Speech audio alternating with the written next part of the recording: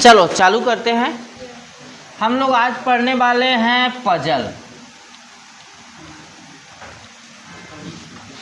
ये जो पहेली वाला चैप्टर हम लोग आज चालू करने वाले हैं। ध्यान रखना, इस चैप्टर से 3 से 5 प्रश्न आ सकते हैं। 3 से 5 प्रश्न किसी भी एग्जाम में, एक क्वेश्चन नहीं आता है, यहाँ से 3 से 5 नंबर आते हैं। ये ऐसे टाइप से प्रश्न है पहेली वाला, जो बचपन में आपके दादा दादी लोग बोले होंगे बचपन में कि ये बूझो तो जाने वाला, वैसे ही वाला ही ये पहेली वाला है।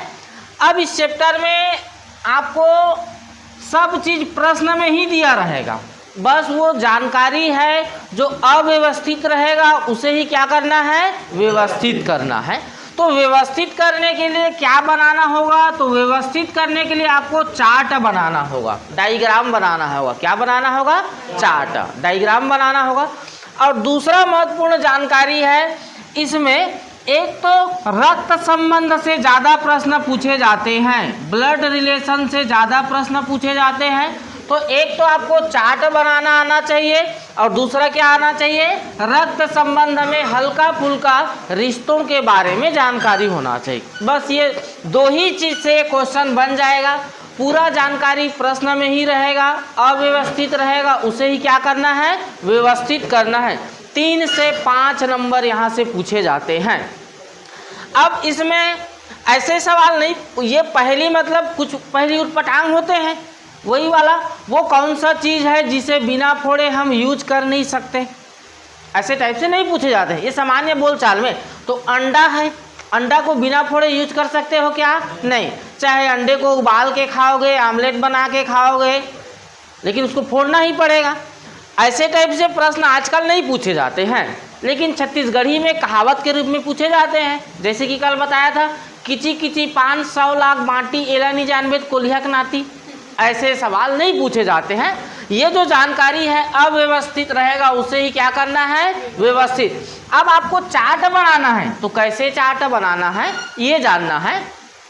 तो चार्ट आपको बनाना है, सबसे पहले उस जानकारी को लिखना है, सबसे पहले उसे लिखना है जो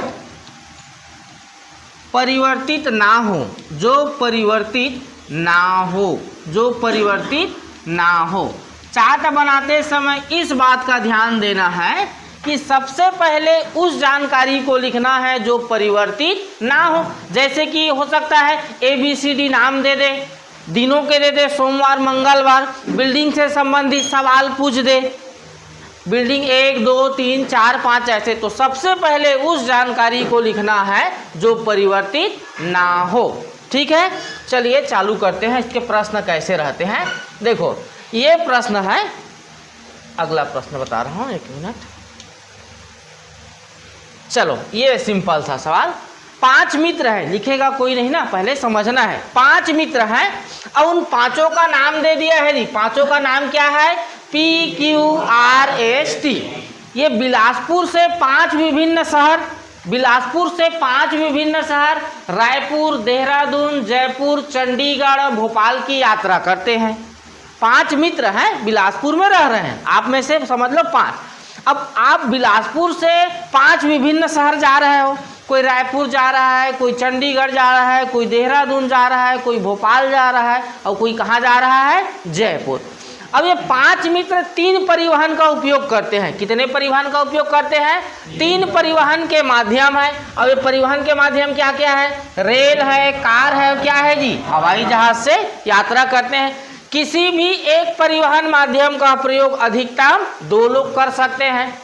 जैसे कि कार का प्रयोग अधिकतम 2 कर सकते हैं, 2 से ज़्यादा करेंगे क्या, नहीं। ट्रेन का प्रयोग अधिकतम 2 करेंगे, 2 से ज़्यादा करेंगे क्या, नहीं। हवाई जहाज का प्रयोग अधिकतम कितने करेंगे, 2, और न्यूनतम कितना हो सकता है, 1 होगा। यहाँ तक समझ में आया। अब हवाई जहाज का प्रयोग सिर्फ वही व्यक्ति करेगा जो कहाँ जाता है, भोपाल जाता है। अगला तीसरा, T जयपुर कार से गया और P चंडीगढ़ ट्रेन से गया। चौथा जानकारी दिया है, वह जो ट्रेन से गया देहरादून नहीं गया। कभी भी प्रश्न में नहीं दिखे तो उसको ऐसे अंडरलाइन करना है। कभी कभी हम इसको ऐसे भी पढ़ लेते हैं, वह जो ट्रेन से गया देहरादून गया, नहीं पर ध्यान नहीं जाता है। जहां पर भी प्रश्न में नहीं दिखे उसको क्या कर लेना है, अंडरलाइन। क्यू ट्रेन से यात्रा करता है जबकि पी चंडीगढ़ से यात्रा करता है। अब इसमें पूछेगा बताओ कौन रायपुर गया, इसमें पूछेगा जयपुर जाने वाला किस परिवहन माध्यम का प्रयोग किया है, निम्न में कौन सा जोड़ा सत्य है असत्य है, ऐसे सवाल पूछेंगे। तो ये जानकारी अव्यवस्थित है, तो इसको व्यवस्थित कैसे करोगे, इधर पहले चार्ट बनाना सीखो। सबसे पहले तो हम ये सीखते हैं, ये चार्ट बनाएंगे, ऐसा एक चार्ट बनाएंगे। ये रहा चार्ट। इसमें कितना जानकारी दिया है, तो इसमें कितना जानकारी दिया है, एक तो नाम का दिया है, एक शहर का दिया है और क्या दिया है जी, परिवहन माध्यम। तो हम इसको कैसे बनाएंगे, सुनो इधर। एक तो कॉलम हम किसका बनाएंगे जी, नाम का बनाएंगे। किसका बनाएंगे, नाम। अब एक किसका रहेगा, शहर का। किसका रहेगा, शहर का। बस इतना ही जानकारी हमें जानना है। ये देखो सुनो इधर, इसको कैसे बनाना है। एक तो नाम दिया है, नाम, और उनका नाम क्या है जी, PQRST नाम दिया है। एक क्या जानकारी दिया है, शहर के बारे में, और एक क्या जानकारी दिया है, परिवहन माध्यम के बारे में। ऐसे चार्ट बनाने से कितना भी कठिन क्वेश्चन हो एकदम सरल हो जाएगा। ये हम ऐसे चार्ट बना देंगे पेपर में, एकदम अच्छा चार्ट बनाने के चक्कर में नहीं रहना है, जैसा बने तुरंत बना लेना है। अब देखो यहाँ पर, यहाँ से जाना, वह जो हवाई जहाज का प्रयोग सिर्फ वही व्यक्ति करेगा जो भोपाल जाता है। सिर्फ केवल कहने का मतलब हवाई जहाज का प्रयोग भोपाल जाने वाले के अतिरिक्त और कोई करेगा क्या, नहीं करेगा। तो यहाँ पर एक तो जो भोपाल जाएगा, कौन भोपाल जा रहा है नहीं पता, वो किस माध्यम का प्रयोग करेगा जी, हवाई जहाज का। किसका प्रयोग करेगा, हवाई जहाज का। ये एक कॉलम ऐसे रहेगा, लेकिन कौन जा रहा है अभी हमें नहीं पता, तो छोड़ देना है। देखो अगला, टी जयपुर कहाँ से गया जी, टी जयपुर कार से गया। तो ये जो टी है कौन से शहर जा रहा है, जयपुर जा रहा है। कौन से शहर जा रहा है, जयपुर। किस परिवहन माध्यम से जा रहा है, कार। तो कार को हम यहाँ पर लिख देंगे। अगला जानकारी, वह जो ट्रेन से गया देहरादून नहीं गया। तो ट्रेन से जाने वाला देहरादून जाएगा क्या, नहीं जाएगा, छोड़ दो उसको। क्यों ट्रेन से यात्रा करता है, क्यों किससे यात्रा करता है, ट्रेन से। तो यहाँ पर क्या लिखेंगे जी, ट्रेन लिखेंगे। और लिखा है आर, कार से यात्रा करता है। ये जो आर है किससे यात्रा करता है जी, कार से। आर किससे यात्रा करता है, कार से। तो यहाँ पर हम क्या लिख दिए, कार लिख दिए। हो गए थे ना। अब देखो, जो ट्रेन से यात्रा करेगा वो देहरादून जाएगा क्या, देहरादून जाएगा क्या जी।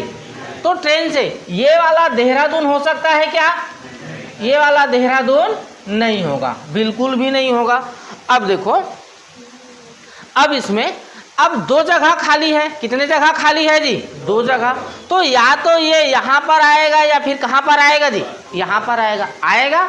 अब देखो सुनो, अब इसमें से ये जो है, हाँ जी, कौन सा डेटा, हाँ ये वाला ना, पी चंडीगढ़ कहाँ से गया है, ट्रेन से। तो पी वाला, पी कौन से शहर गया है जी, चंडीगढ़। किससे गया है, ट्रेन से। ये वाला डेटा छूट गया था। अब हाँ, एक मिनट ना, एक मिनट।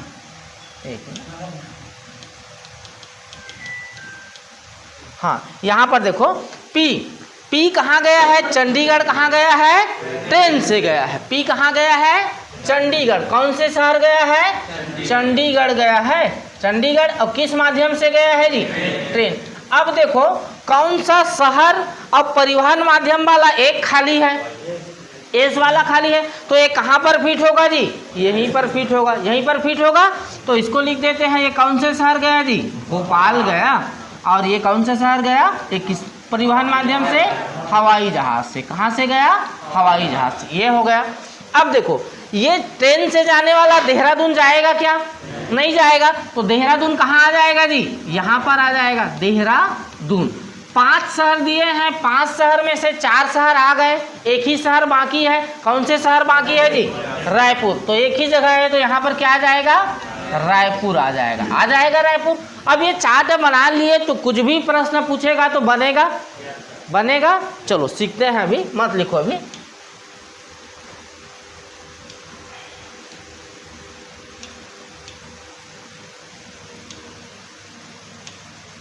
अगला देखो, अगला 5 मित्र हैं, 5 मित्र, उनका नाम दिया है PQRST, अलग अलग खेल खेलते हैं। अब 5 खेल का नाम दे दिया है, हॉकी, क्रिकेट, बेसबॉल, वॉलीबॉल और क्या? फुटबॉल। PQ ये दुनियादारी दिया है, तो सबसे पहले इसमें एक जानकारी किसका दिया है जी? नाम का। एक जानकारी क्या दिया है जी? खेल का। क्या दिया है? खेल का। तो इसको हम कैसे बनाएंगे तो जल्दी बनेगा, तो इसको ऐसे बनाते हैं। सुनो, इसमें भी चार्ट है, ऐसे चार्ट बना लेना है। सुनो, एक तो दिया है नाम का, दिया है किसका? दिया है नाम का, नाम का दिया है। नाम क्या क्या है उनके? तो उनका नाम क्या है जी? PQRS और क्या दिया है? T दिया है। और कितने ठो खेल दिया है जी? 5 ठो खेल। कितने खेल दिया है? 5। तो एक खेल के नाम को तुरंत लिख लेना है। हॉकी दिया है एक खेल, एक खेल क्या दिया है? क्रिकेट दिया है। एक खेल क्या दिया है? बेसबॉल दिया है, बेसबॉल। और क्या दिया है? वॉलीबॉल, वॉलीबॉल और दिया है वॉलीबॉल। और एक खेल और क्या दिया है जी? फुटबॉल। एक खेल और क्या दिया है? फुटबॉल। ये इतने खेल दिए हैं। तो इसको तुरंत कैसे बनाना है? देखो, लंबा लगेगा प्रश्न, लेकिन होता नहीं है। PQ वॉलीबॉल क्या खेलते हैं? क्रिकेट। वॉलीबॉल क्या खेलते हैं? हॉकी। तो P क्या क्या खेलेगा जी? वॉलीबॉल खेलेगा और क्या खेलेगा? हॉकी खेलेगा। Q भी वॉलीबॉल खेलेगा और क्या खेलेगा? हॉकी खेलेगा। अगला जानकारी ये हो गया। R और P बेसबॉल और हॉकी खेलते हैं। R क्या खेलेगा? बेसबॉल खेलेगा और क्या खेलेगा जी? हॉकी खेलेगा। P भी क्या खेलेगा? बेसबॉल खेलेगा और क्या खेलेगा जी? हॉकी खेलेगा। ये भी जानकारी हो गया। अगला S और Q वॉलीबॉल और क्या खेलते हैं? क्रिकेट खेलते हैं। S और Q, S क्या खेलेगा? S खेलेगा, वॉलीबॉल खेलेगा और क्या खेलेगा जी? क्रिकेट। और ये Q भी क्या क्या खेलेगा जी? Q वॉलीबॉल खेलेगा और क्या खेलेगा? क्रिकेट खेलेगा। ये हो गया। अगला जानकारी, RS और T बेसबॉल और फुटबॉल खेलते हैं। RS और T बेसबॉल और क्या खेलेंगे? फुटबॉल। तो R क्या क्या खेलेगा? बेसबॉल खेलेगा और क्या खेलेगा? फुटबॉल खेलेगा। S भी क्या क्या खेलेगा? बेसबॉल खेलेगा और क्या खेलेगा? फुटबॉल खेलेगा। T भी क्या क्या खेलेगा जी? बेसबॉल खेलेगा और क्या खेलेगा? फुटबॉल खेलेगा। ऐसे तुरंत बना लेना है। अब इसमें प्रश्न क्या क्या पूछा गया था? इन पांचों में से कौन 4 खेल खेलता है? तो कौन 4 खेल खेलता है जी? 4 खेल कौन खेलता है? S खेलता है। हॉकी, वॉलीबॉल तथा बेसबॉल कौन खेलता है? हॉकी खेलना चाहिए उसे, वॉलीबॉल खेलना चाहिए और क्या खेलना चाहिए? बेसबॉल। तो देखो, हॉकी, वॉलीबॉल और बेसबॉल कौन खेलता है? कौन खेलता है? P। हॉकी खेलता है, बेसबॉल खेलता है और क्या खेलता है? वॉलीबॉल। इसका उत्तर क्या आ जाएगा? P आ जाएगा। कितने खिलाड़ी 3 या 3 से अधिक खेल खेलते हैं? तो ये P कितना खेल खेलता है जी? 3 खेल। Q कितना खेल खेलता है? 3। R कितना खेल खेलता है? 3। S कितना खेल खेलता है? और T कितना खेल खेलता है? तो कितने खिलाड़ी 3 या 3 से अधिक खेल खेलते हैं? तो कितने जी? 4 खिलाड़ी। सबसे कम खेल कौन खेलता है? T। ऐसे रहेंगे तो बनेगा। बस केवल आपको चार्ट कैसे बनाना है यही समझना है। समझ में आया? किसको लग रहा है कि वो अगला क्वेश्चन बना लेगा? चल भाई तय आजा। अगला क्वेश्चन तय समझा। चल ये रहा क्वेश्चन। कैसे चार्ट बनेगा, कैसे क्या बनाना है, कोशिश करो।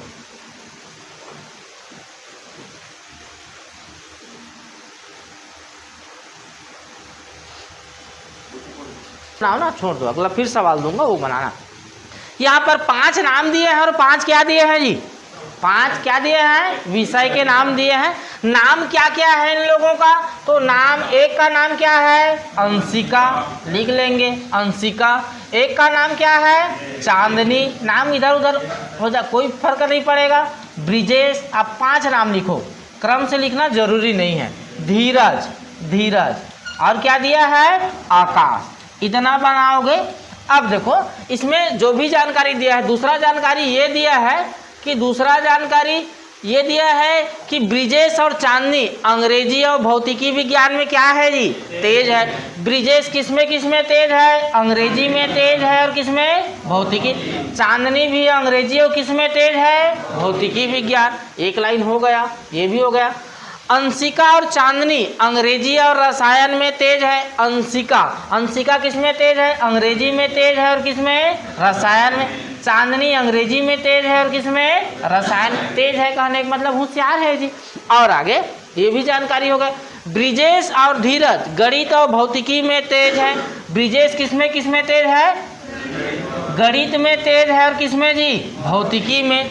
धीरज भी किसमें तेज है जी? गणित में तेज है और किसमें तेज है? भौतिकी में। ये जानकारी भी हो गया। धीरज और आकाश गणित और जीव विज्ञान में तेज है। धीरज किसमें तेज है? धीरज किसमें? गणित और जीव विज्ञान। धीरज किसमें तेज है? गणित में तेज है और किसमें तेज है जी? जीव विज्ञान में।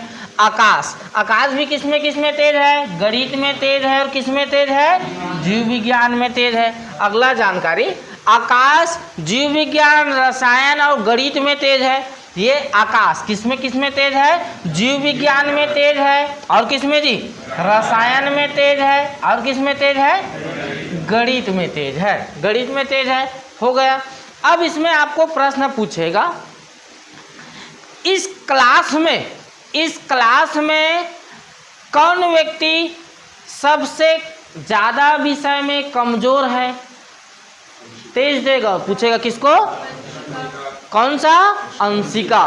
क्योंकि अंशिका 2 ही विषय में तेज है, अंग्रेजी और किसमें? जबकि अंशिका भौतिक, जीव विज्ञान और गणित में क्या है जी? कमजोर है। समझ में आया? इसमें ये पूछेगा, इनमें से कौन अंग्रेजी, भौतिकी और गणित में तेज है? कौन तेज है? ब्रिजेश। इसमें पूछेगा कौन भौतिकी, रसायन और जीव विज्ञान में तेज है? भौतिक में तेज है, रसायन में तेज है और जीव विज्ञान में तेज है। प्रश्न सीन से सुन लो, इनमें से कौन भौतिकी, जीव विज्ञान और रसायन में तेज है? कोई नहीं। तीनों विषय में कोई तेज है क्या? नहीं है। तो चार्ट बनाना सीख गए, बनेगा। चलिए अगला क्वेश्चन लिखो। अगला क्वेश्चन लिखो।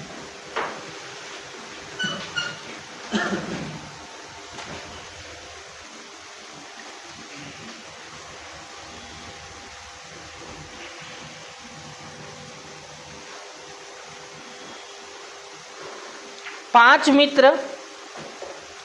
मित्र A B C D E, 5 मित्र ए बी सी डी ई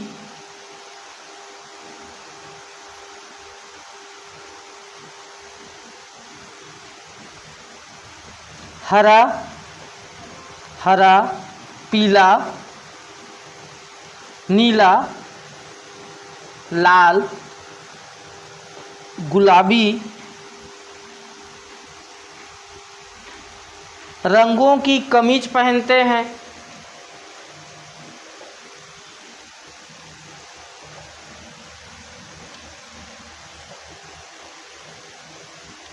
और उनके नेकर का रंग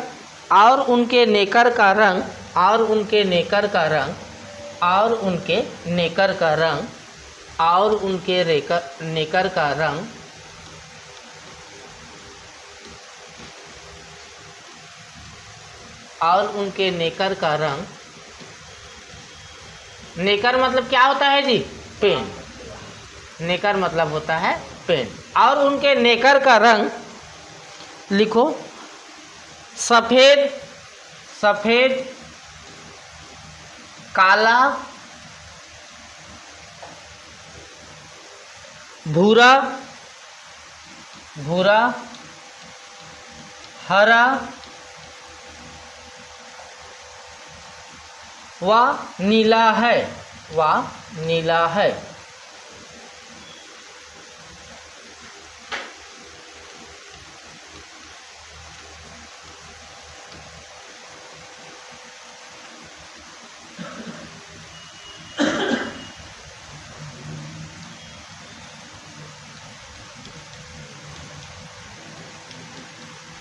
आगे लिखो उसी में, कोई भी एक व्यक्ति लिखो, कोई भी एक व्यक्ति एक ही रंग के कमीज और नेकर नहीं पहनते हैं। कोई भी एक व्यक्ति एक ही रंग के कमीज और नेकर नहीं पहनते हैं, मतलब कि कोई व्यक्ति सेम कलर का शर्ट और सेम कलर का पैंट नहीं पहनेगा। ये है प्रश्न में शर्त। आगे लिखो, डी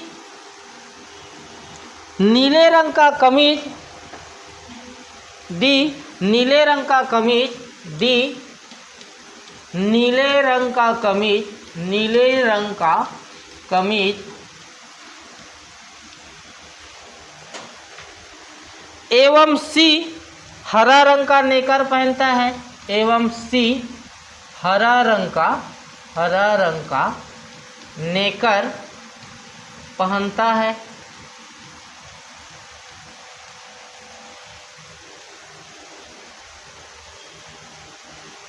आगे पांचवा लिख लिए सबके सब यहाँ तक। आगे, जो हरे रंग का कमीज पहनते हैं, जो हरे रंग का कमीज पहनते हैं, उनके नेकर का रंग काला है, उनके नेकर का रंग काला है, उनके नेकर का रंग काला है, तथा जिनके नेकर का रंग नीला है, तथा जिनके नेकर का रंग नीला है,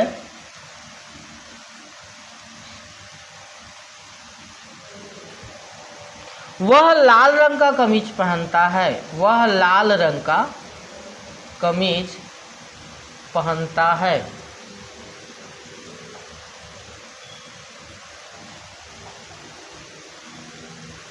छठवां जानकारी, ए का नेकर सफ़ेद रंग का, ए का नेकर सफ़ेद रंग का,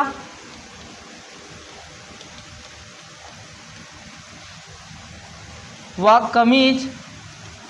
कमीज गुलाबी रंग का है।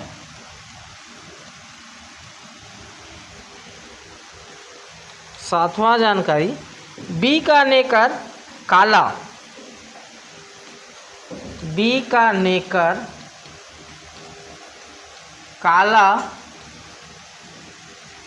तथा हरे रंग का नहीं है, हरे रंग का नहीं है। सबसे पहले जहाँ पर भी देखो नहीं को अंडरलाइन करना है। चलिए बनाइए, जिनसे पूछा जाए उनसे उत्तर। प्रश्न सभी को समझ में आया? प्रश्न क्या बोल रहा है कि 5 व्यक्ति हैं, उनके कमीज का रंग दे दिया है, नेकर का रंग दे दिया है। कोई भी व्यक्ति एक ही रंग का कमीज और एक ही रंग का नेकर नहीं पहनता है। उसके बाद जानकारी को अव्यवस्थित कर दिया है, इसे ही व्यवस्थित करो। यहाँ पर 3 चार्ट बनेगा।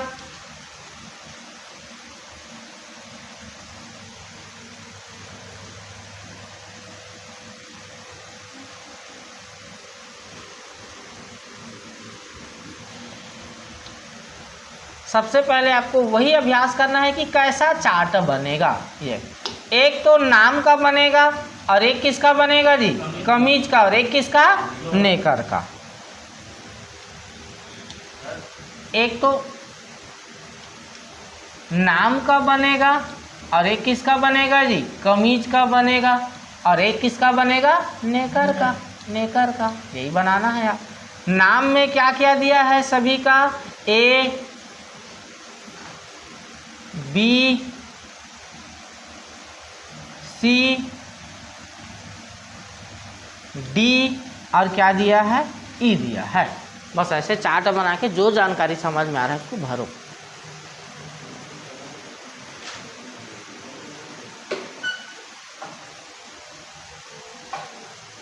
अव्यवस्थित जानकारी को ही व्यवस्थित करना है।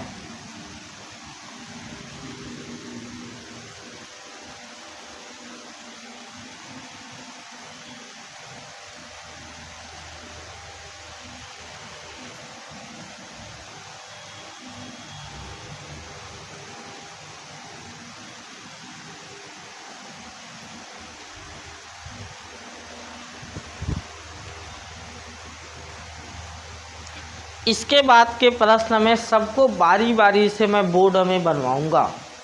ये आपके बैठे बैठे बनाने का लास्ट क्वेश्चन है।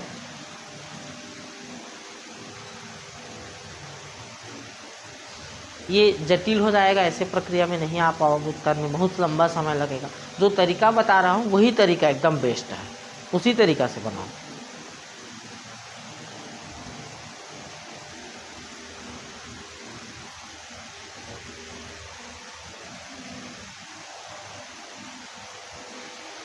एक गणित या रीजनिंग कई तरीक़ों से बनाया जा सकता है, लेकिन हमें उस तरीक़ा का उपयोग करना है जो सबसे सरल हो, सबसे आसान हो।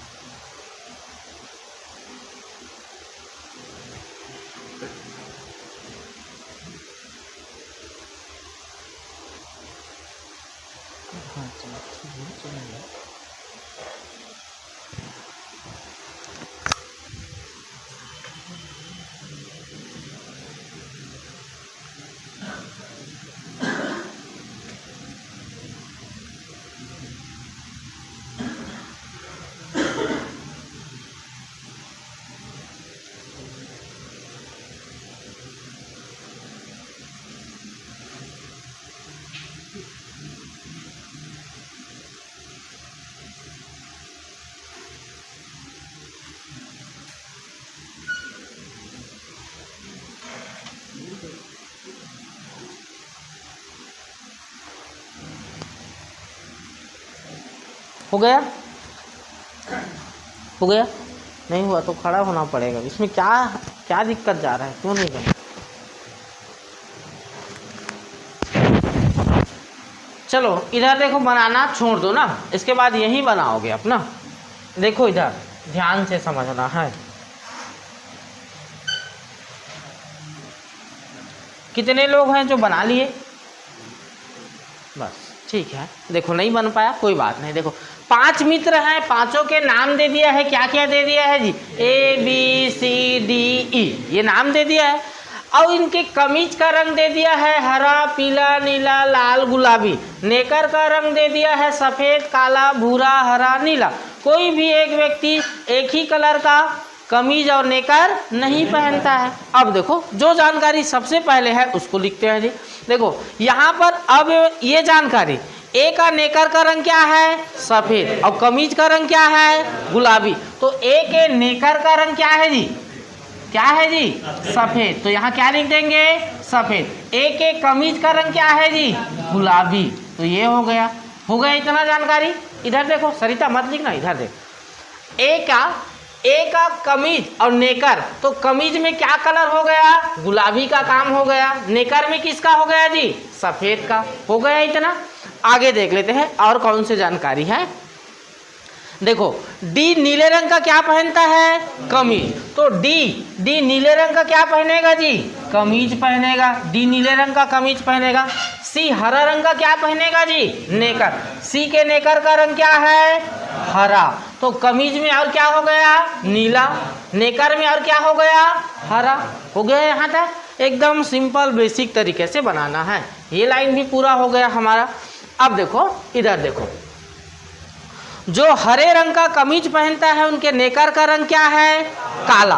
तो कहने का मतलब जो हरा रंग का कमीज पहनेगा उसके नेकर का रंग क्या रहेगा जी? काला। काली लिख लिया क्या? काला लिखते हैं। काला।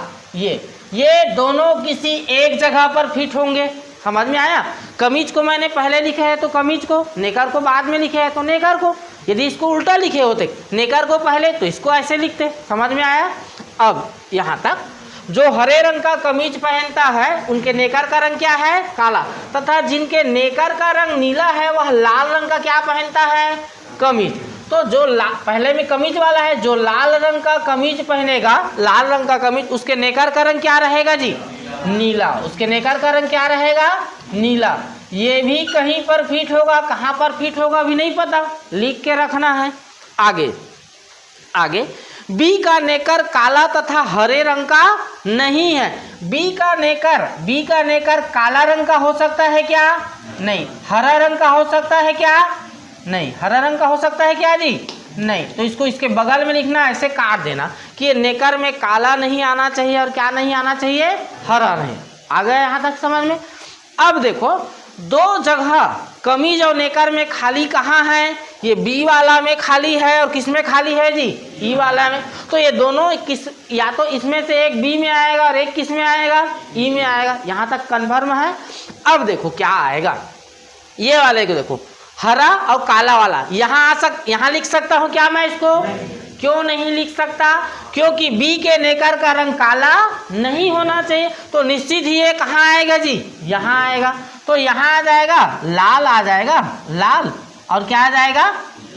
क्या आ जाएगा? नहीं, ये वाला आएगा जी, हरा। और ये वाला, एक मिनट ना, यहाँ पर क्या आ जाएगा? हरा और काला यहाँ पर आ जाएगा। अब दो जगह लगातार कहाँ, ये हो गया, भरा गया जी। दो जगह कहाँ पर खाली है? कमीज और नेकर में बी। तो ये कहाँ आएगा? निश्चित ही जी बी में आएगा। यहाँ पर क्या आ जाएगा? लाल। और यहाँ पर क्या आ जाएगा? नीला। लाल और नीला। अब देखो कमीज में क्या क्या आ गया? गुलाबी आ गया, लाल आ गया, नीला आ गया और हरा आ गया। कमीज में एक ही जगह खाली है और एक ही कलर खाली है, क्या है जी? यहाँ पर क्या आ जाएगा? पीला। यहाँ पर क्या आ जाएगा? नेकर में देखोगे तो सफेद आ गया, नीला आ गया, हरा आ गया, काला आ गया, एक ही कलर बाकी है, क्या जी? भूरा। तो कहाँ पर आ जाएगा? यहाँ पर आ जाएगा। जो बनाए थे यही आया था उत्तर। तो ये अव्यवस्थित जानकारी को ही क्या करना है? व्यवस्थित करना है। समझ में आया? अगला चालू करें। ठीक, बना लोगे इसको घर में कि अभी बनाओगे? चलो लिख लो।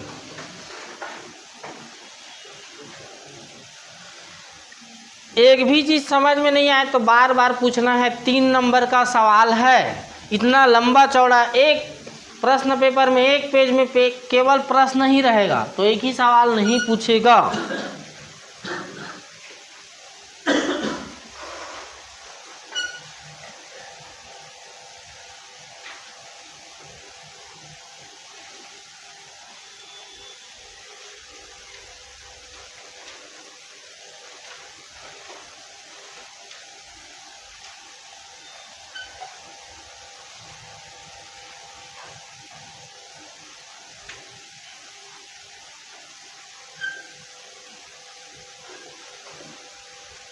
हो गया?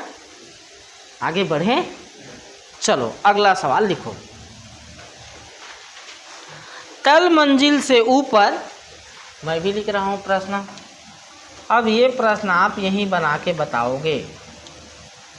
तल मंजिल से ऊपर, तल मंजिल से ऊपर, से ऊपर 5 मंजिल वाले मकान में, 5 मंजिल वाले मकान में, ई सबसे ऊपर वाले मंजिल पर नहीं रहता। ई सबसे ऊपर वाले, सबसे ऊपर वाले, सबसे ऊपर वाले मंजिल पर नहीं रहता। ये एक जानकारी हो गया, पहला जानकारी मान लो इसको। दूसरा जानकारी, ए तल मंजिल पर रहता है, ए तल मंजिल पर रहता है, ए तल मंजिल पर हाँ उसी को तो समझना है आप। ए तल मंजिल पर रहता है, ए और बी के बीच में, बी और ए के बीच में 4 मंजिल है। बी और ए के बीच में, ए के बीच में 4 मंजिल है।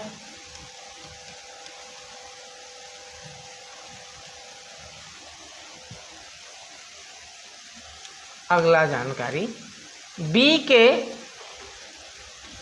नीचे वाली मंजिल, नीचे वाली, बी के नीचे वाली मंजिल खाली है। बी के नीचे वाली मंजिल खाली है।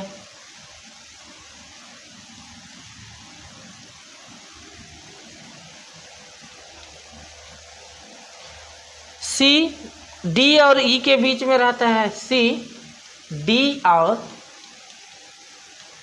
ई के बीच में रहता है।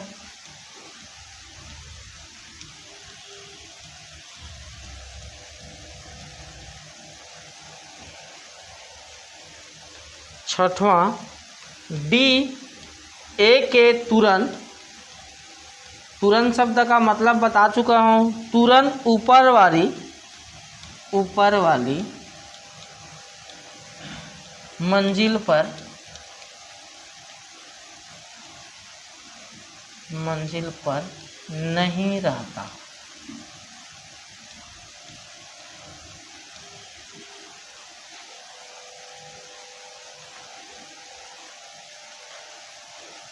चलिए बनाइए।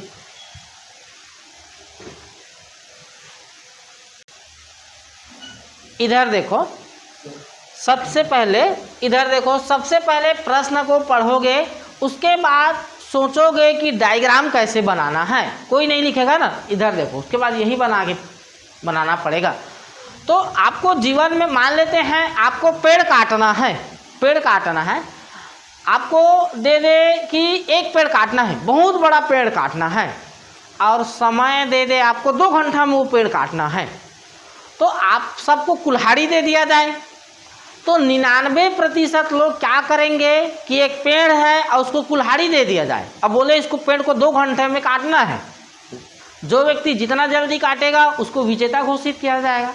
तो आप सबको कुल्हाड़ी दे दिया जाए या 99% लोगों को कुल्हाड़ी दे दिया जाए, तो वो क्या करेंगे, जैसे ही कुल्हाड़ी मिला भगाभग काटने लगेंगे। क्या करने लगेंगे? काटने लगेंगे। अब वो नहीं जीत पाएंगे। सबसे पहले आपको कुल्हाड़ी मिला तो सबसे पहले उस कुल्हाड़ी को देखना है कि वो कुल्हाड़ी धार है कि नहीं। उसके बाद उसमें समय लगाना है, उसको एकदम धार करना है। आप जैसे ही कुल्हाड़ी धार हुआ और उसके बाद आप काटना चालू करोगे तो सबसे पहले क्या है, आप जीत जाओगे। समझ में आया? तो प्रश्न को देखना है, चित्र कैसे बनाना है, वास्तविक चित्र कैसे बनेगा उसे ही सोचना है। तो ये घर बनाने वाला है, मकान उकान मंजिल उंजिल वाला है, क्या वाला है जी, मकान उकान। तो थोड़ा सा दिमाग लगाना चाहिए था। हम घर कैसे बनाते हैं इसी को सोचे। कितना मंजिल वाला बना रहे हैं? 5 मंजिल वाला घर बना रहे हैं। ये 5 मंजिल वाला घर बना रहा हूँ मैं, मान लो ये 5 मंजिल वाला घर। तो सबसे पहले क्या बनाते हैं जी? सबसे पहले क्या बनाते हैं? तल को बनाते हैं, ग्राउंड फ्लोर को बनाते हैं। ये बना है तो सबसे पहले क्या बना होगा? ग्राउंड फ्लोर, तल बना होगा, जहां आपने अपना बाइक को रखे हैं, तल। तल के बाद क्या बनेगा? तल के बाद क्या बनेगा जी? First floor. उसके बाद क्या बनेगा जी? Second floor. उसके बाद क्या बनेगा? Third floor. उसके बाद क्या बनेगा? Fourth floor. उसके बाद क्या बनेगा? ऐसे बनेगा। घर बनने का यही है क्या? घर आप लोग, कई लोग ऐसे बना दिए हैं कि ऊपर से बना दिए हैं 1 2 3 4 5 ऐसे बना दिए हैं। क्या घर ऐसे बनता है क्या? पहले 5वां फ्लोर को बनाओगे फिर 4था, ऐसे होता है क्या? नहीं होता है। ये चित्र होगा।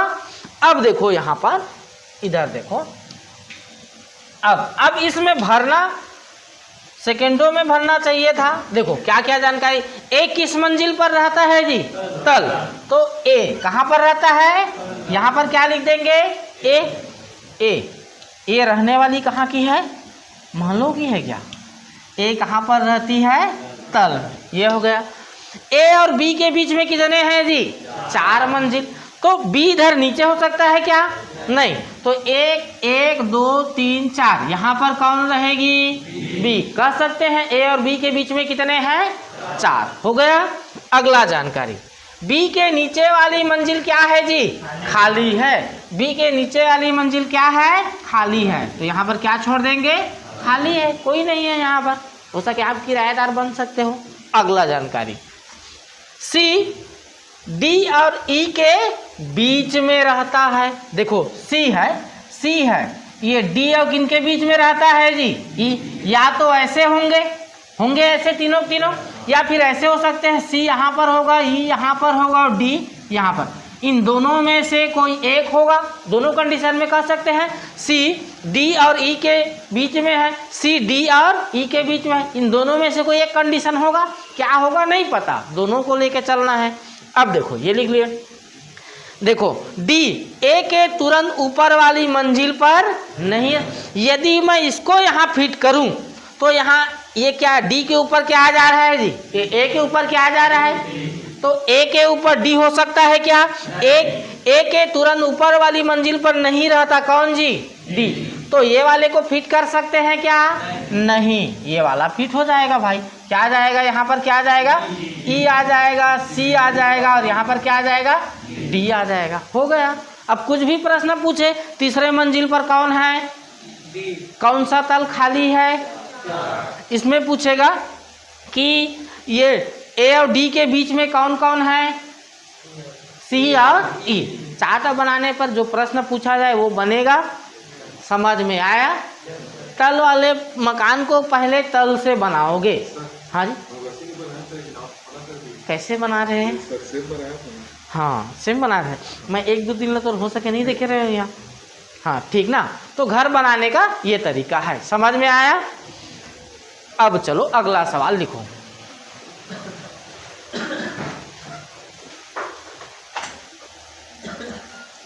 चलिए देखिए, प्रश्न ये है कि 8 मित्र M N O P Q R S T 8 मंजिला इमारत में रहते हैं।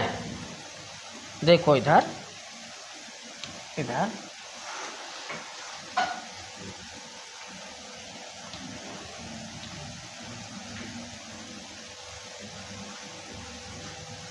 इधर देखो, मत बनाओ ठीक ना।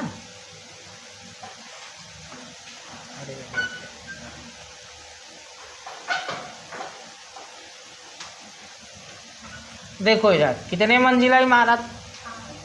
8।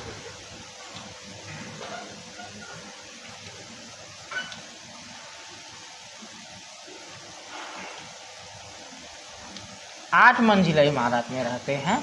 तो ऐसे हम 8 मंजिला इमारत बना लेते हैं। देखिए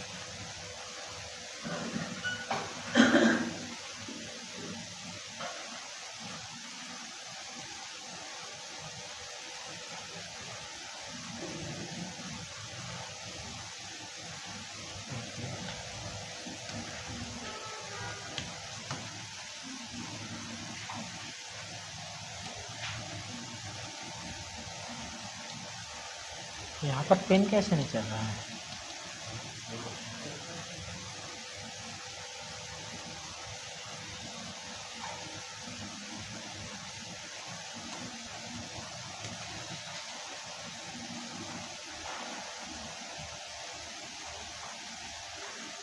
कलर चेंज कर देते हैं।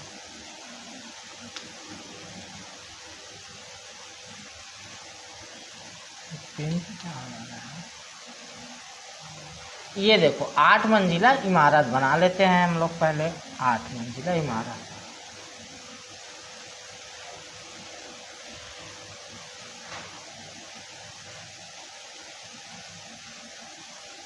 ये रहा 8 मंजिला इमारत। ये ऐसा जी, ये इमारत पहला है, दूसरा फ्लोर, तीसरा, चौथा, 5वां, 6वां, 7वां, 8वां। चित्र ऐसा बनेगा। समझ में आया? आया समझ में?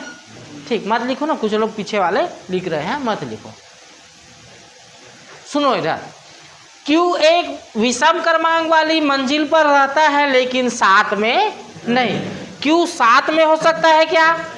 6 में हो सकता है, 5 में हो सकता है, 4 में हो सकता है, 3 में हो सकता है, 2 में हो सकता है, 1 में हो सकता है। मतलब कि ये क्यू है या तो 5 में होगी, 3 में होगी या 1 में। ये पहला लाइन समझ में आया। अब किसी एक जगह में रख के देखना ही पड़ेगा। मान लेते हैं मैं क्यू को किस में रख दिया जी? 5 में। किस में रख दिया? 5 में। यदि लागू नहीं होगा तो फिर किस में देखेंगे? 3 में। और 3 में भी लागू नहीं हुआ तो कन्फर्म कहाँ होगा? 1 में। ये लाइन समझ में आया। अब देख लेते हैं, ये पहला लाइन हो गया। क्यू के ठीक नीचे कौन रहता है? टी रहता है। तो क्यू को हम 1 में रख सकते हैं क्या? नहीं, क्योंकि जगह नहीं है टी के लिए। तो अब क्यू को, यदि क्यू है तो क्यू के ठीक नीचे क्या है? 3। या क्यू को मैं 3 में रखता तो यहाँ क्या आ जाता? टी आ जाता। अब क्यू 2 ही जगह में हो सकता है, या तो 5 या किसमें? 3 में। 1 में हो सकती है क्या? नहीं। यहाँ तक हो गया। अब आगे ये लाइन हो गया। टी तथा एम के बीच में 3 व्यक्ति रहते हैं। टी तथा एम के बीच में कितने व्यक्ति जी? 3 व्यक्ति। तो देखो 2 कंडीशन हो सकते। यदि टी यहाँ पर होगा तो 1 2 3 यहाँ पर क्या आएगा? एम आएगा। या फिर यहाँ पर एम होगा तो 1 2 3 यहाँ पर क्या आएगा? टी आएगा। इन दोनों में से कोई एक लागू होगा लागू। अब देख लेते हैं, यदि मैं इसको फिट करके देखूं यहाँ पर, ये नीचे में हो सकता है क्या एम? नहीं, क्योंकि यदि एम को मैं यहाँ रखूं तो कितने जगह हो रहा है? 2 जगह। तो देखो 1 2 3 यहाँ पर निश्चित क्या आएगा? एम आएगा एम। तभी तो टी और एम के बीच में कितना है जी? एम को इसके अतिरिक्त यहाँ कहीं पर रख सकते हैं क्या? नहीं, एम का एक ही जगह बच रहा है। तभी एम और टी के बीच में कितने व्यक्ति आएंगे? 3। ये लाइन समझ में आया। ये लाइन भी हो गया। एस के ठीक ऊपर किसी सम क्रमांक वाली मंजिल पर कौन रहता है? ओ रहता है। कौन रहता है? ओ किस मंजिल पर रहता है? सम। तो ओ या तो कहाँ पर हो सकता है जी? 2 में हो सकता है, या किस में? 6 में। 2 और 6 में हो सकता है ओ 2 और 6 में होगा। लेकिन यहाँ पर क्या दिया है? एस के ठीक ऊपर किसी सम क्रमांक वाली मंजिल पर कौन रहता है? तो ठीक ऊपर कहने का मतलब यहाँ पर एस होगा। तभी तो एस के ठीक ऊपर सम क्रमांक वाली मंजिल पर कौन रहता है? ओ रहता है। तो यहाँ पर हम ओ को लिख सकते हैं क्या? नहीं लिख सकते। तो ओ कहाँ रहेगा जी? ओ या तो 2 या 6 में होगा। लेकिन यदि मैं 6 में लिख रहा हूं तो ओ के नीचे क्या होना चाहिए जी? एस। वहां लिख सकते हैं क्या? नहीं। तो यहाँ पर ओ रहेगा और यहाँ पर क्या रहेगा? एस। समझ में आया यह लाइन? जानकारी अव्यवस्थित है, उसे ही व्यवस्थित करना है। एन तथा आर के बीच में कितने हैं जी? 2 व्यक्ति। एन और आर के बीच में कितने हैं? 2। या तो देखो, या ये कंडीशन, ये तो लागू हो गया ना? हो गया लागू। या तो एन यहाँ पर है तो 1 और 2 के बाद क्या होगा? आर होगा। या फिर आर यहाँ पर होगा, 1 और 2 के बाद क्या होगा जी? एन। यही 2 कंडीशन में से कोई एक होगा। समझ में आया? लिख के रखना है। अब देखो, लेकिन कहाँ पर रखे पता चल रहा है क्या? देखो एन और आर को यहाँ रख सकता हूँ मैं क्या? नहीं। यहाँ रख सकते हैं क्या? रख सकते हैं। तभी तो इन दोनों के बीच में, ये दोनों में हो सकता है इन्हीं दोनों में फिट होगा। देखो यहाँ रख सकते हैं क्या? एन आर किसी को यहाँ रख सकते हैं। हाँ, या तो यहाँ रखेंगे और यहाँ, इन दोनों में होगा। लेकिन एन को पहले रखें कि आर को पहले रखें, पता चल रहा है क्या?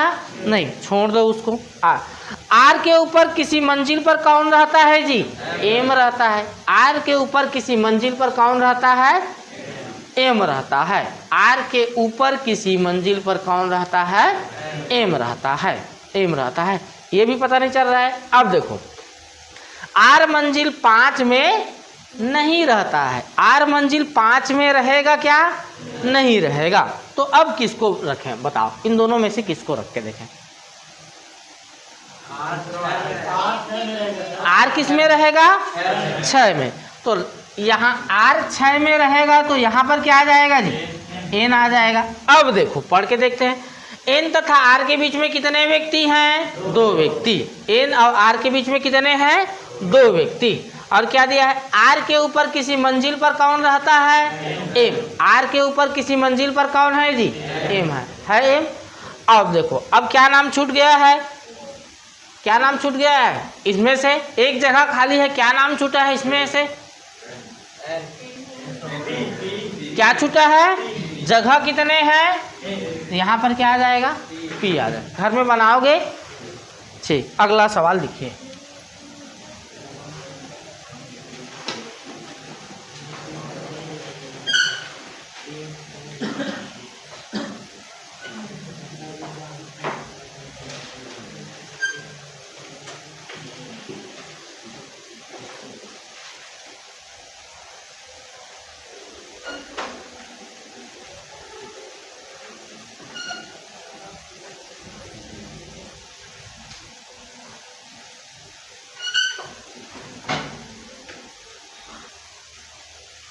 चलो इधर देखो, सही सही बताना, कितने लोगों को इस प्रश्न को देख के टेंशन हो रहा है कि पेपर में हमसे नहीं बन पाएगा? ऐसा कितने लोगों के फीलिंग आ रहे हैं?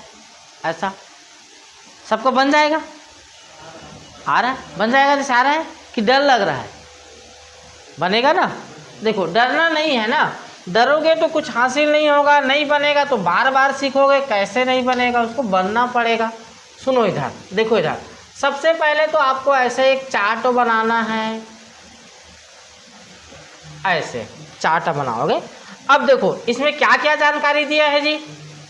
एक तो शिक्षकों के नाम दिया है, कितने शिक्षक हैं? 6।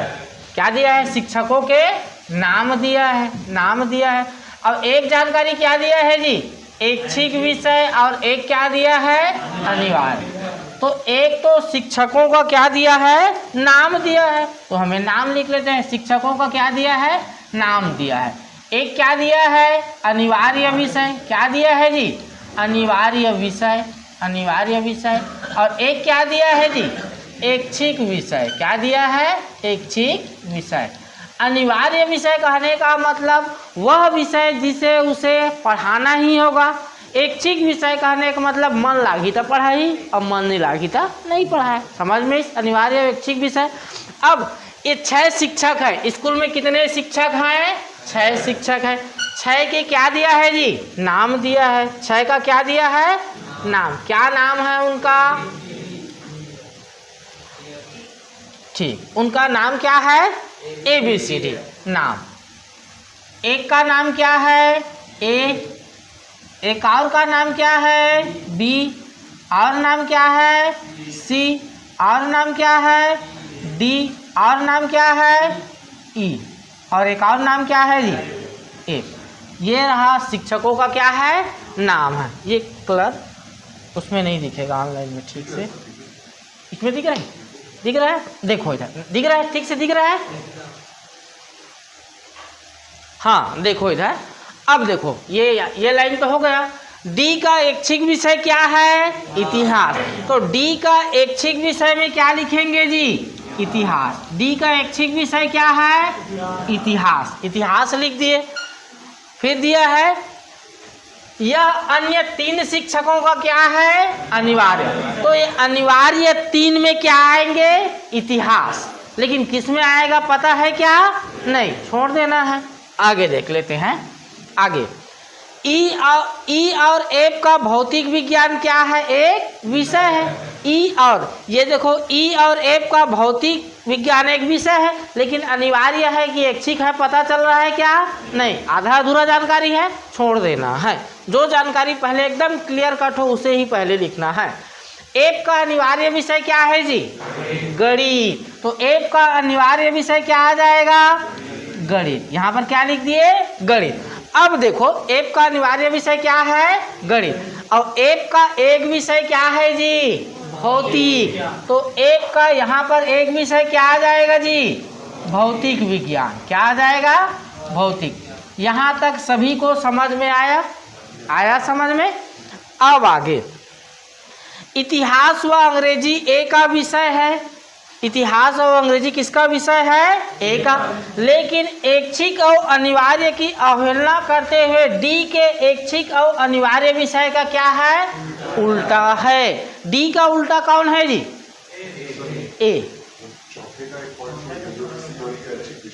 हाँ देखो, हाँ एफ का अनिवार्य विषय क्या है? गणित। जो सी और ई का क्या है जी?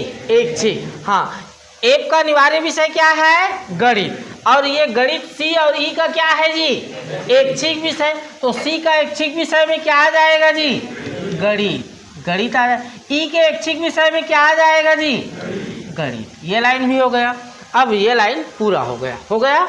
देखो, इतिहास और अंग्रेजी ए का विषय है, लेकिन ऐच्छिक है कि अनिवार्य नहीं पता, विषय है। लेकिन ऐच्छिक और अनिवार्य की अवहेलना करते हुए डी के ऐच्छिक और अनिवार्य विषय का क्या है? उल्टा है।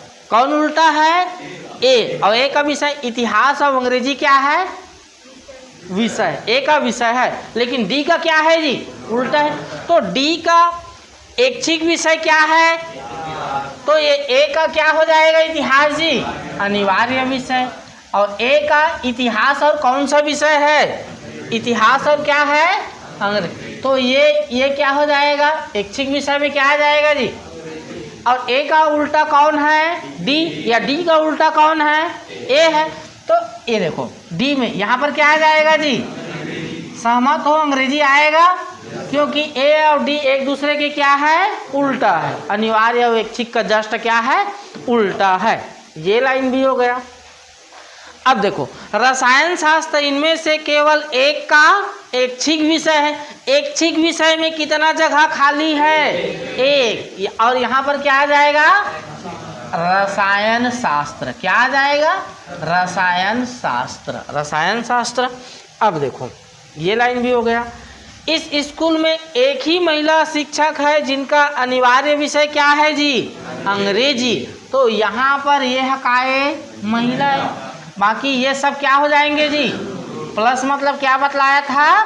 पुरुष। तो ये महिला शिक्षक है, एक ही महिला शिक्षक कौन है? डी। अब एक लाइन छूटा है। क्या छूटा था? डी का ऐच्छिक विषय इतिहास है, और इतिहास 3 शिक्षकों का क्या है जी? अनिवार्य विषय। अनिवार्य में कितना जगह खाली है? 3। अनिवार्य में कितना जगह खाली है? 3। तो एक तो अनिवार्य में आ गया है, और 1 2 इनमें से 2 किसी 2 में और क्या होंगे? इतिहास। लेकिन किस में आएगा पता है क्या? नहीं, तो छोड़ देते हैं। अब देखो इधर, ई और ए भौतिक विज्ञान का क्या है? एक जी विषय है। ई का एक विषय क्या है? देखो, ई और एफ का एक विषय क्या है? तो भौतिक यहाँ पर आ गया है, तो ई के एक जगह खाली है, तो यहाँ पर क्या आ जाएगा जी? भौतिकी विज्ञान। भौतिक विज्ञान आएगा। अब ये देखो, यहाँ पर 2 में और क्या आने बाकी है? 3 शिक्षकों का अनिवार्य विषय क्या है जी? इतिहास। इतिहास में 3 जगह, अनिवार्य में कितने होना चाहिए? 3। और जगह कितने खाली है जी? 2। तो यहाँ पर क्या आ जाएगा जी? यहाँ पर क्या आ जाएगा? इतिहास। यहाँ पर भी क्या आ जाएगा जी? इतिहास। अब ये चार्ट बन गया, तो कुछ भी प्रश्न पूछे तो बनेगा जी। महिला शिक्षक कौन है? डी। ये हो गया। एफ के जस्ट उल्टा, अनिवार्य और ऐच्छिक का उल्टा कौन टीचर पढ़ाता है? ई पढ़ाता है। ई किसका ऐच्छिक विषय है? ई। हाँ चल, क्वेश्चन गलत होगा। ठीक, सुनो इधर, अगला सवाल पूछ रहा हूँ मैं इसमें। इनमें से कौन कौन से टीचर ऐसे हैं जिनका ऐच्छिक विषय गणित है? सी। और कौन कौन से शिक्षक जिनका इतिहास अनिवार्य विषय है? इनमें से कौन कौन से शिक्षक हैं जो इतिहास पढ़ाते हैं? A B C D. कुछ भी प्रश्न पूछे चार्ट बनाने के बाद बन जाएगा। समझ में आया? इस प्रकार के प्रश्नों में यदि किसी के मन में ये आए कि पेपर में बनेगा या नहीं बनेगा, तो इसका एक ही समाधान है, वो है पेपर में दिमाग को शांत रख के दिए गए जानकारी को व्यवस्थित करना है। समझ में? आपके पास सब चीज़ रहेगा, जैसे कि आपको लड़ने जाना है, कहीं पर लड़ने जाना है, आपके पास बंदूक भी है, लाठी भी है, चाकू भी है, गोली भी है, लेकिन सबको क्या कर दिया है, तितर बितर कर दिया है। तो आपको सभी को समेटना है, व्यवस्थित करना है और अपना काम करना है। समझ में आया? मान लो कहीं पर पिकनिक मनाने गए हो, ठीक, तो आज महाशिवरात्रि है, तो ये वाला नंदिया छाप बायलर छाप का उदाहरण नहीं, मान लेते हैं आपके पास आलू प्याज लहसुन सबको इधर उधर बिखरा दिया है। तो आपको क्या करना होगा, जितना भी सामान बिखरा है उसको समेटोगे, उसके बाद अपना सब्जी बनाओगे। समझ में? तो यहाँ पर कोई अतिरिक्त दिमाग नहीं लगाना होता है, दिए गए अव्यवस्थित जानकारी को ही क्या करना है, व्यवस्थित करना है, और उसी का नाम क्या है, पजल है। समझ में आया? चलिए आगे बढ़ते हैं। इसमें पजल में बताया था, एक तो चार्ट बनाना आना चाहिए आपको, और दूसरा क्या आना चाहिए जी, ब्लड रिलेशन। क्या आना चाहिए, ब्लड रिलेशन। अब ब्लड रिलेशन में आपको रिश्तों के बारे में कोई पीएचडी करना है ऐसा नहीं है, एकदम सिंपल सी जानकारी रखना है, मात्र 5 पीढ़ी के बारे में जानना है। पढ़ोगे ना, ज़्यादा थोड़ी ना हो रहा है। सुनो इधर, ब्लड रिलेशन के बारे में 5 पीढ़ी के बारे में जानना है। अब वो 5 पीढ़ी कौन कौन से हैं, ये दिमाग में सुनो इधर। एक तो आपको जानना है ब्लड रिलेशन में स्वयं की पीढ़ी के बारे में। किसके बारे में, स्वयं की पीढ़ी के बारे में, स्वयं की पीढ़ी के बारे में। अब आपके पीढ़ी में कौन कौन से रिश्ते आएंगे ये जानना है। तो ये जो रिश्ते में भाई बहन होते हैं, किस पीढ़ी के होते हैं जी, स्वयं के पीढ़ी के। आपके भाई बहन आप ही की पीढ़ी के हैं, भाई बहन, और क्या आ जाएगा जी, पति पत्नी। पति पत्नी किस पीढ़ी के हैं, एक ही पीढ़ी, स्वयं के पीढ़ी के हैं। और क्या आ जाएगा जी, साला साली, हाँ ठीक है, जीजा, और क्या, दीदी। ये सब किस पीढ़ी के आ जाएंगे, स्वयं के पीढ़ी के आ जाएंगे, स्वयं के पीढ़ी के। यदि मैं बात करूं एक पीढ़ी ऊपर की, एक पीढ़ी ऊपर की, तो एक पीढ़ी ऊपर की बात करूं, एक पीढ़ी ऊपर, तो एक पीढ़ी ऊपर में ऐसे तीर लगाना है ऊपर में। तो एक पीढ़ी ऊपर में क्या क्या रिश्ते आएंगे ये जानना है। तो क्या क्या आ जाएंगे जी, माता पिता, चाचा चाची, सास ससुर, दीदी, बुआ फूफा, मामा मामी, मौसा मौसी। ये सब कहाँ जाएंगे, एक पीढ़ी ऊपर की बात करें। यदि मैं बात करूं 2 पीढ़ी ऊपर की, 2 पीढ़ी ऊपर की, 2 पीढ़ी ऊपर की बात करूं, तो इसमें तो 4 ही रिश्ते आएंगे। क्या क्या आ जाएंगे जी, दादा दादी, नाना, और क्या आ जाएंगे, नानी। 2 पीढ़ी ऊपर में 4 ही रिश्ते आएंगे। समझ में आया? तो फोकस कहाँ करना है, स्वयं के पीढ़ी में क्या क्या आएंगे, भाई बहन। अब भाई बहन में चचेरा भाई, ममेरा भाई, ये सब आ जाएंगे। पति पत्नी, साला साली, और क्या आ जाएंगे, जीजा दीदी, देवर ननद। ये सब कहाँ जाएंगे, स्वयं। एक पीढ़ी ऊपर में बात करूं, चाचा चाची, मामा नानी, मामा मामी, सास ससुर, और क्या जाएंगे, मौसा मौसी, बुआ फूफा। ये कहाँ जाएंगे, एक। 2 पीढ़ी ऊपर की बात करूं तो 4 ही रिश्ते आएंगे, दादा दादी, नाना नानी।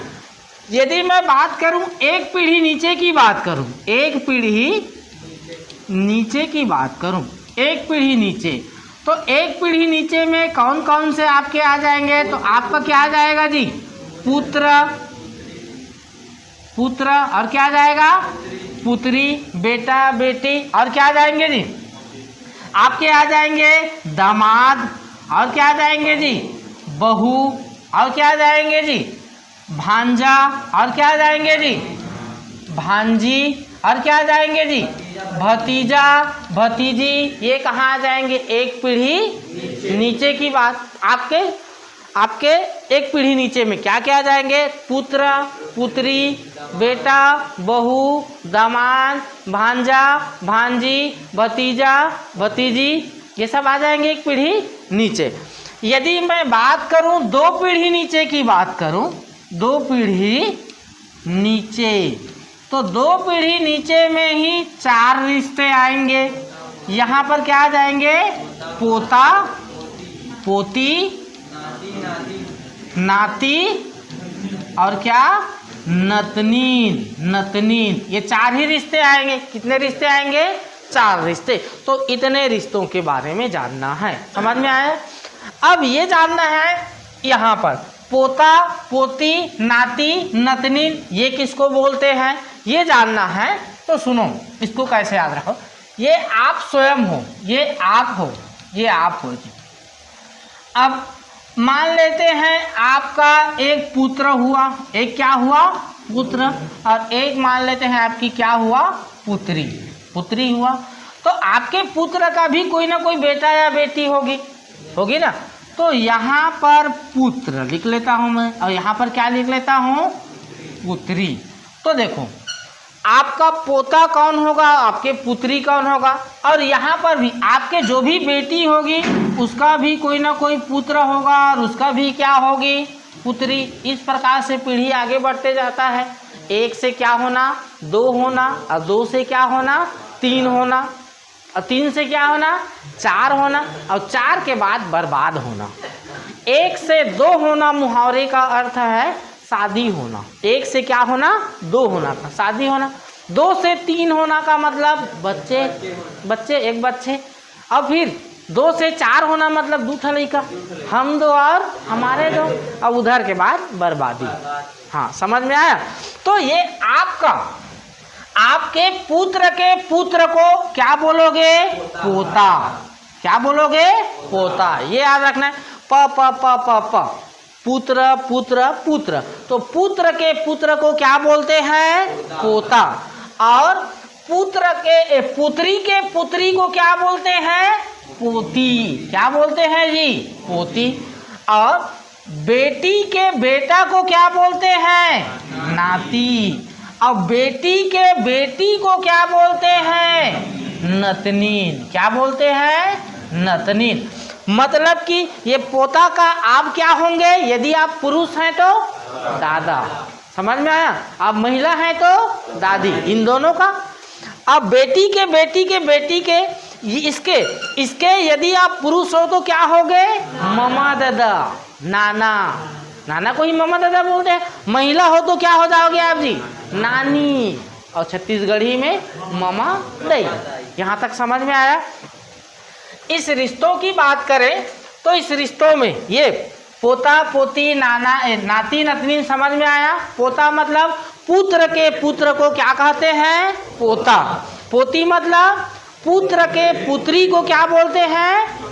नाती मतलब पुत्री के पुत्र को, नतनीन मतलब पुत्री के पुत्री को क्या? ये हो गया। ये पुत्र, बेटा, बेटी, दामाद, बहू, भांजा, भांजी, ये समझ में आया? भाई बहन, पति पत्नी, ये समझ में आया? सारा बरसारा समझ में आया? ये रिश्ते।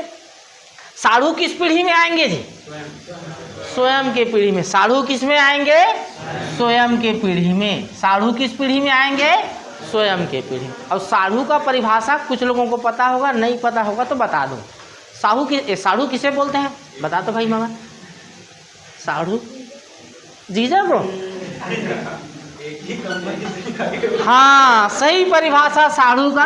एक ही दुकान से ठगे गए 2 ग्राहक आपस में क्या कहलाते हैं? साढ़ू। मान लेते हैं 2 लड़कियां हैं, ये लड़की 1 और लड़की 2। इनसे किसी का शादी हुआ है, इसका X से इसका Y से, तो ये X और Y आपस में क्या कहलाएंगे? साढ़ू कहलाएंगे। समझ में आया? यहाँ पर इस रिश्ते चाचा, माता पिता, चाचा चाची, सास ससुर, मामा मामी, बुआ फूफा, ये सब रिश्ते से वाकिफ हो, बन जाएगा। यहाँ पर दादा दादी, नाना नानी से वाकिफ हो आप सामान्यता, है ना? तो यहाँ पर रिश्तों के बारे में आपको PhD नहीं करना है, सामान्य जानकारी से आपका काम बन जाएगा। समझ में आया? ठीक। यहाँ से दादा दादी नाना नानी, इन सब किसको बोलते हैं पता है? दादा किसको बोलते हैं? हर बाप का एक बाप होता है जिसे दादाजी बोलते हैं। हम सब का एक बाप होगा, उसका भी क्या होगा जी? बाप होगा, वही क्या है? दादाजी। यहाँ तक समझ में आया? रिश्ते वाला प्रश्न चालू करें? चलो लिखो अब इससे संबंधित प्रश्न।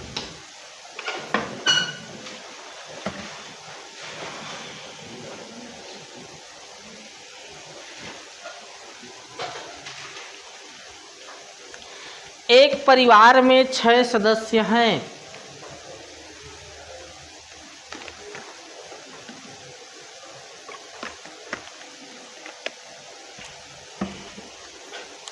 एक परिवार में 6 सदस्य हैं। एक परिवार में 6 सदस्य हैं।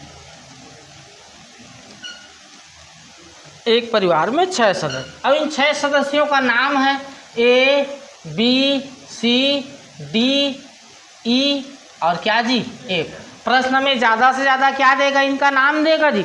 सोनू, गोलू, मोनू नाम देगा। आगे लिखो। इनका पेशा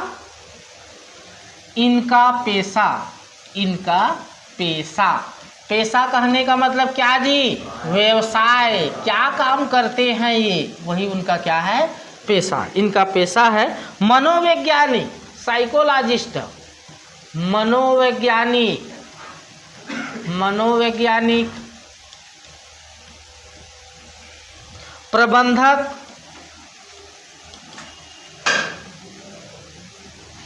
वकील, एडवोकेट, डॉक्टर, इंजीनियर,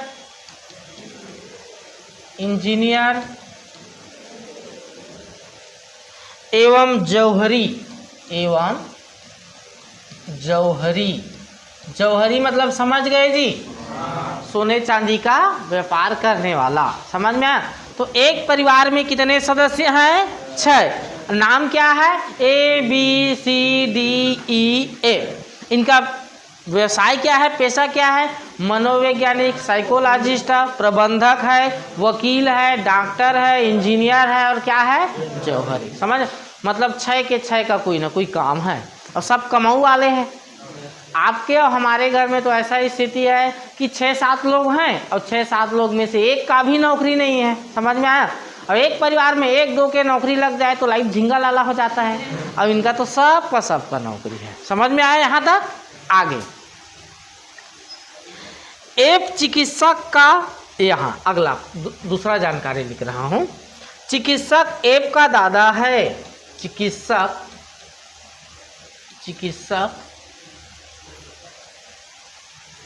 एप का दादा है। अब चिकित्सक मतलब क्या जी? डॉक्टर। आगे लिखो। जो कि एक मनोवैज्ञानिक है।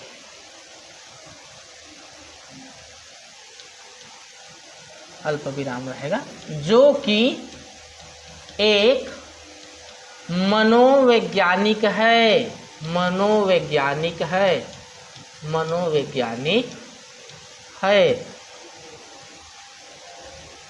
अगला लाइन। प्रबंधक डी का विवाह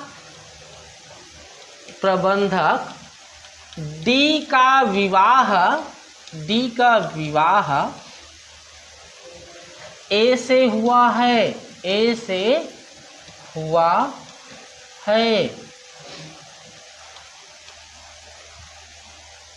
सी जो जौहरी है उसका विवाह वकील से हुआ है। सी जो जौहरी है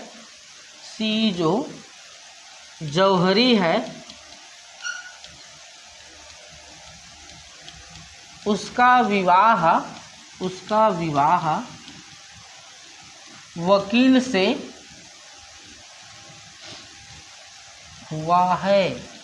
से हुआ है।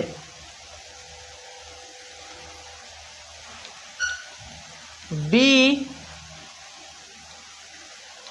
एफ एवं ई की माँ है। छठवां, परिवार में दो विवाहित जोड़ा है। परिवार में दो विवाहित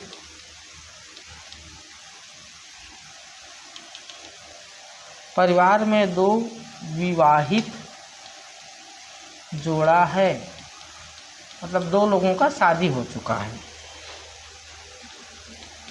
मनोवैज्ञानिक महिला है। मनोवैज्ञानिक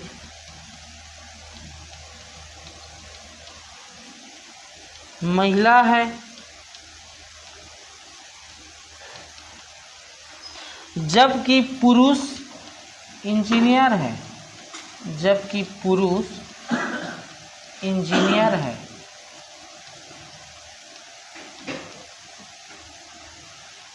जबकि पुरुष इंजीनियर है। तो पहले चार्ट बनाना सीखो, उसके बाद सारे क्वेश्चन बन जाएंगे। सबसे चुनौती है यहाँ चार्ट बनाना।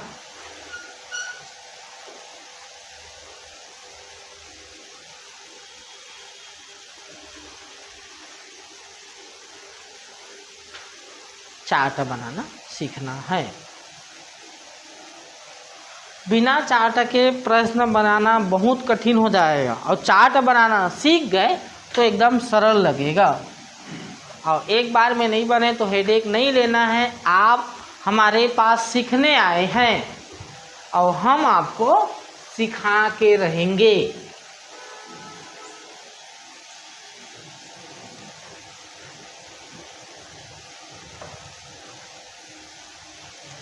चलो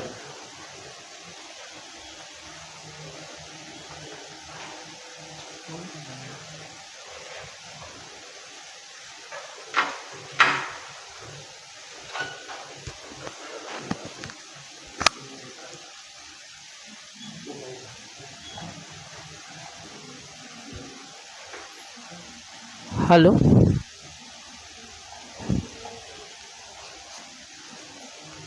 सुनो इधर, इस टाइप का ये पहला क्वेश्चन है, तो बनाने कैसे है ये पहले सीखते हैं। समझ में आया? मैं जान रहा हूँ शुरू में कठिन लगेगा, उसके बाद बन जाएगा। तो जब भी आपको ये जो ब्लड रिलेशन वाला प्रश्न दे, तो सबसे पहले ये ज्ञात करना होगा कि ये कितनी पीढ़ी वाला प्रश्न है। अधिकतम कितनी पीढ़ी वाला पूछ सकता है? 5 पीढ़ी वाला। लेकिन जब भी प्रश्न में 4 बातें घर में जाके नोट करके लिखोगे ना, यदि प्रश्न में दादा दादी नाना नानी दे तो कितने पीढ़ी की बात कर रहे हैं जी? 3 पीढ़ी की। कितने पीढ़ी की? यदि प्रश्न में मेरे दादा का जिक्र हो रहा है तो मैं 1 पीढ़ी हो गया। मेरे ऊपर पीढ़ी में कौन रहेंगे? मेरे माता पिता। और उसके पीढ़ी में उसके में क्या जी? दादा दादी। तो इस प्रश्न में एक शब्द का प्रयोग हुआ है, क्या जी? दादा। क्या का प्रयोग हुआ है? दादा। मतलब कि ये कितनी पीढ़ी वाला प्रश्न है? 3 पीढ़ी। नोट करके घर में जाके लिखोगे। क्या लिखोगे? जब भी प्रश्न में दादा दादी नाना नानी का जिक्र हो, मतलब कितनी पीढ़ी वाला प्रश्न है? 3 पीढ़ी वाला। समझ में आया? दादा मतलब हर बाप का एक बाप होता है, जिसको क्या कहते हैं? दादाजी। 3 पीढ़ी वाला है। तो देखो, जैसे कि ये आपका पीढ़ी हो गया जी। इधर देखो ना, कोई बनाएगा नहीं, पहले समझना है। ये आपका पीढ़ी हो गया, ये आपका पीढ़ी। आपके एक पीढ़ी ऊपर में कौन रहेंगे जी? आपके माता पिता। कौन रहेंगे? माता। और एक और पीढ़ी में कौन रहेंगे आपके जी? दादा दादी। ये हो गया 3 पीढ़ी वाला प्रश्न है ये। अब देखो, अब इसको धीरे से पढ़ते हैं आराम से। एप का दादा कौन है जी? एप का दादा कौन है? चिकित्सक। एप का दादा कौन है? चिकित्सक। तो एप को कहाँ पर रखेंगे? नीचे। एप यहाँ पर रहेगा। तो एप के माता पिता इसमें रहेंगे, और एप के दादा दादी कहाँ पर रहेंगे जी? यहाँ। तो एप का दादा कौन है? चिकित्सक। एप का दादा कौन है? चिकित्सक। तो यहाँ पर उसका कोई दादा होगा, और वो किस पोस्ट में है जी? चिकित्सक। दादा प्लस मतलब क्या है? पुरुष, और माइनस मतलब क्या? ये जो एक मनोवैज्ञानिक है, तो मनोवैज्ञानिक कौन है जी? एप। जो का प्रयोग किसके लिए होता है? ठीक सामने वाले के लिए, बता चुके हैं। जिनको नहीं पता वो भी नोट करके लिख लेना। तो यहाँ पर क्या पढ़ेंगे जी? एप। एप क्या है जी? मनोवैज्ञानिक है। तो एप का पेशा क्या आ गया जी? मनोवैज्ञानिक। पहले समझो, लिखना नहीं है ना, मनोवैज्ञानिक। ये हो गया, ये पहला। दूसरा लाइन एकदम क्लियर कट हो गया। दूसरा लाइन, प्रबंधक डी का विवाह किसके साथ हुआ है जी? ए के साथ। तो ये डी का पेशा क्या है जी? प्रबंधक। डी का पेशा क्या है? प्रबंधक। अब इसका विवाह किसके साथ हुआ है? ए के साथ। मतलब डी और ए क्या है जी? पति पत्नी है। अब पति देखो, एक पीढ़ी ऊपर है तो एक तीर ऊपर से दर्शाते हैं। यदि एक पीढ़ी ऊपर है तो ऐसे तीर से दर्शाते हैं। दो पीढ़ी ऊपर है तो ऐसे दर्शाते हैं। एक पीढ़ी नीचे है तो इस तीर से दर्शाते हैं। दो पीढ़ी नीचे है तो इससे दर्शाते हैं। और स्वयं के पीढ़ी को ऐसे दर्शाते हैं।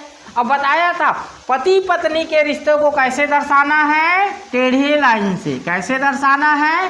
टेढ़े लाइन से। अब बताया भी था पति पत्नी का रिश्ता वास्तव में टेढ़ा है। कैसा है? टेढ़ा है। बताया था शादी एक ऐसा तार है जो सही जुड़ गया तो प्रकाश ही प्रकाश, नहीं तो पूरा जीवन अंधकार। समझ में आया? उनसे पूछना जिनका शादी होने के बाद पति पत्नी में अच्छे से तालमेल नहीं है, उन दोनों को लगेगा कि मेरा जीवन बर्बाद हो गया। समझ में आया? कुछ मूर्ख ऐसे भी होते हैं जिनको शादी के पहले भी ये लगता है कि हमारा जीवन बर्बाद हो गया था। लड़की लड़की का, वो लड़का लड़की का ब्रेकअप हो गया। तो समझ में आया? शादी के बाद ऐसा होगा तो सही में होगा, बर्बाद हो गया। शादी के पहले ऐसा कुछ घटना हो जाए तो याद रखना, तू नहीं तो कोई और सही। समझ में आया? हाँ, इसके चक्कर में बहुत सारे मत बनाने लगे, मर जाओगे। समझ में आया? हालांकि पढ़ाई जीवन में इन सब चीज़ों से दूर रहोगे तभी सफलता होगे, नहीं तो LOVE एक लाइलाज बीमारी है जो व्यक्ति के जवानी के साथ साथ उसके करियर को बर्बाद कर सकता है। समझ में आया? और इसी चीज़ को नौकरी के बाद करोगे तो बहुत बढ़िया है। समझ में आया? नौकरी के बाद सब चीज़ करो ना यार, सब चीज़ जीवन में करना चाहिए। पहले करोगे तो व्यक्ति मरेगा, सीधा सा बात, मरेगा मतलब बर्बाद होगा। आगे बढ़ते हैं, हमें आगे। प्रबंधक डी का ये हो गया। सी जो जौहरी है उसका विवाह किसके साथ हुआ है जी? वकील के साथ। सी का पेशा क्या है? जौहरी। और उसका विवाह किसके साथ हुआ है जी? वकील से। वकील से। यहाँ पर कुछ नाम आएगा, यहाँ पर दे दिया है, वो दे दिया है। देखो बी, एफ व सी की क्या है जी? एफ व ई की क्या है जी? तो एफ और ई, एफ यहाँ पर है, एफ और ई की माँ इसमें रहेगी कि इसमें रहेगी? बीच में। समझ में आया? तो बीच में यहाँ पर क्या रहेगी? पी रहेगी। अब बी क्या है जी? माँ है, तो माँ है तो क्या जी? माइनस। समझ में आया? अब देखो परिवार में दो क्या है? विवाहित जोड़ा है। मनोवैज्ञानिक क्या है? महिला। तो मनोवैज्ञानिक कौन है जी? एफ। एफ क्या है? महिला है। एफ क्या है? महिला है। और जबकि इंजीनियर क्या है? पुरुष है। समझ में आया?